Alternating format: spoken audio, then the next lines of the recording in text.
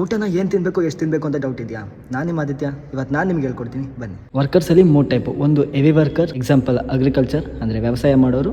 Moderate worker ಅಂದರೆ service work ಮಾಡ್ತಾರಲ್ಲ, ಈಗ ಸ್ವಿಗ್ಗಿ ಝೊಮ್ಯಾಟೊ ಅವರು. ಇನ್ನು ಸೆಡೆಂಟ್ರಿ ವರ್ಕರ್ ಅಂದರೆ IT ವರ್ಕರ್ಸ್ ಇರ್ತಾರೆ ಇವರು. ಈಗ ಅಗ್ರಿಕಲ್ಚರ್ ಮಾಡ್ತಾರಲ್ಲ, ನೀವು ಊಟದ ಬಗ್ಗೆ ಯೋಚನೆ ಮಾಡದೆ ಆರಾಮಾಗ್ತೀನಿ ಎಷ್ಟು ಬೇಕಾದರೂ, ಯಾಕಂದರೆ ನೀವೇನು ತಿಂತೀರ ಅದನ್ನು ಜೀರ್ಣ ಮಾಡ್ತೀರಾ.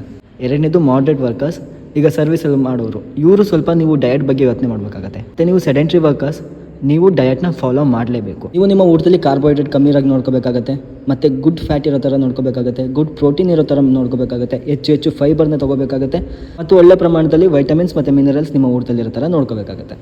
ಮತ್ತು ಅದ್ರ ಜೊತೆಗೆ ನೀವು ವೀಕ್ಲಿ ಒನ್ಸ್ ಫಾಸ್ಟಿಂಗ್ ಮಾಡಬೇಕು. ಮತ್ತು ಡೈಲಿ ನಿಮ್ಮ ಸೈಕಾಲಜಿಕಲ್ ಹೆಲ್ತ್ಗೆ ಅಂದರೆ ಮಾನಸಿಕ ಆರೋಗ್ಯಕ್ಕಾಗಿ ಯೋಗ ಮತ್ತು ಮೆಡಿಟೇಷನ್ ಮಾಡಲೇಬೇಕು. ನಿಮಗೆ ಯೋಗ, ಡಯಟು, ಲೈಫ್ ಸ್ಟೈಲ್ ಇದ್ರ ಬಗ್ಗೆ ಯಾವುದ್ರ ಬಗ್ಗೆ ಏನಾದರೂ ಡೌಟ್ ಇದ್ದರೆ ಅದನ್ನು ನಾನು ಸಾಲ್ವ್ ಮಾಡ್ತೀನಿ. ಮತ್ತು ನಿಮಗೆ ಯೋಗ ಕ್ಲಾಸಸ್ ಏನಾದ್ರು ಬೇಕಾಗಿದ್ದರೆ ನಾನು ಮತ್ತು ನನ್ನ ಸ್ನೇಹಿತರು ತೊಗೊಳಕ್ಕೆ ರೆಡಿ ಇದ್ದೀವಿ. ಇದ್ರ ಅಗತ್ಯ ನಿಮ್ಗೆ ಏನಾರು ಇದ್ದರೆ ನನ್ನ ಸಂಪರ್ಕ ಮಾಡ್ಬೋದು. ಈಗ ಹೆಚ್ಚು ವಿಡಿಯೋಗೋಸ್ಕರ ನನ್ನ ಫಾಲೋ ಮಾಡ್ಕೊಳ್ಳಿ, ಯಾಕಂದರೆ ನಿಮ್ಮ ಆರೋಗ್ಯ ನನ್ನ ಆದ್ಯತೆ. ಧನ್ಯವಾದ.